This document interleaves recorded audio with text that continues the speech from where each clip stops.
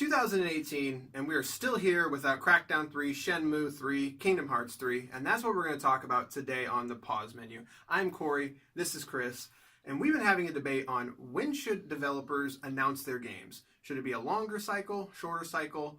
And Chris, what do you think? So I think longer cycles are the way to go.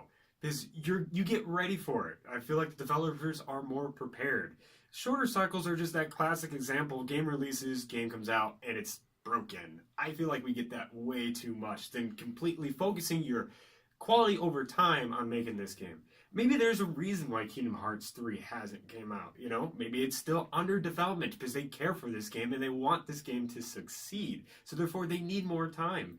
On one of our previous episodes, we had an example with Halo 6. When is Halo 6 coming out?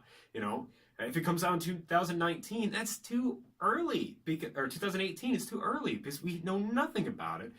We're not ready for it. Now, it's a Halo game. Of course, everyone's going to buy it day one if you're a Halo fan.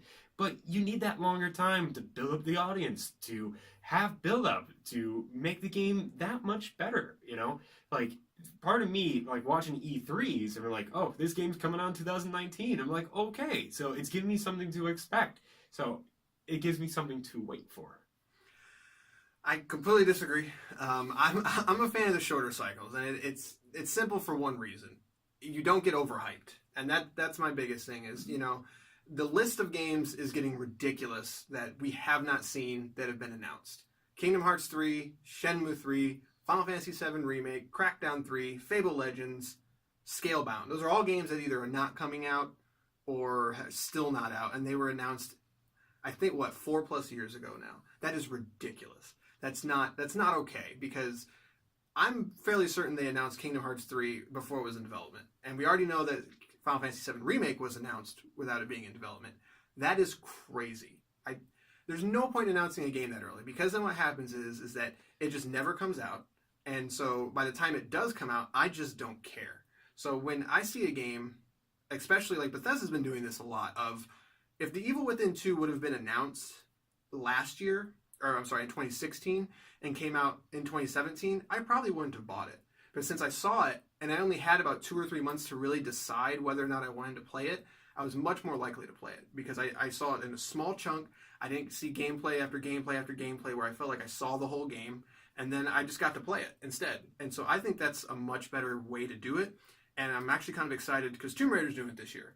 We knew Tomb Raider was kind of being made, but we didn't know when it was coming out, and they announced it's coming out this year. So I don't know, I just think that's the better way to do it, because it doesn't allow the expectations of fans to basically run away from them. But again, I mean, to me, it's just, I feel like sometimes the publishers they have that deadline and they have to reach it. And then if it's a shorter announcement cycle, like, what are the opportunity if the game's not being finished? I mean, another example I can give this, I don't quite remember how long they announced it, but Mass Effect Andromeda. You know, how long it took that game to come out, and then it was still broken, even though it was still, I think it was pushed a couple times too. And, you know, that could have been, I think, maybe almost like a year-long announcement, maybe a little bit longer. But still, it's just that whole idea is that sometimes I feel like you're not going to get all your content, or if it breaks, or sometimes it's broken if they just announce it too early. Now, I admit, I mean, not every single game does that, you know. But I love the overhype, man. I really do, because it gives me something to look forward to, and I know they're going to spend some time on it. And then if it's broken and there's something wrong and it's been announced for 2 years, then we have some serious issues.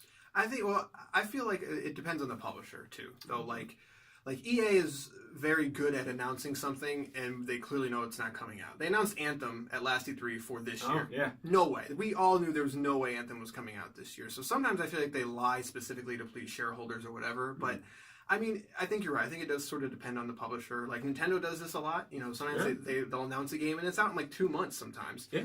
And I feel like they're smart about which games to do it with. Like, they do it with a Kirby game usually, because you don't need a 1.5-year hype cycle for Kirby. Sure. But, you know, they're also doing it with Smash Brothers this year. Like, granted, we don't know if that's a port or not. We talked about that in another video, but so that could, you know, play into it. But, like, they'll do it with Zelda. Like, Zelda obviously deserves some time to build up. But at the same time, with Breath of the Wild, that cycle felt like it took forever. And by the time it finally came out, I was definitely a little critical of it. I was just like, you showed me all of these things in it, and by the time it came out, I just wasn't excited about the horse not running into a tree anymore. Like that stuff just didn't work for me. But I think like 8 months to a year is the right amount of time. Anything over a year, once you start getting into a year and a half, I think it's hard to keep that hype cycle going, in my opinion. It's like our latest conversation, Final Fantasy VII Remake. Like, we've heard about that game, maybe was it last E3, 2 E3s ago now, give or take? I don't remember. And, I mean, like, I don't think remember. there's been anything with that game ever since, right.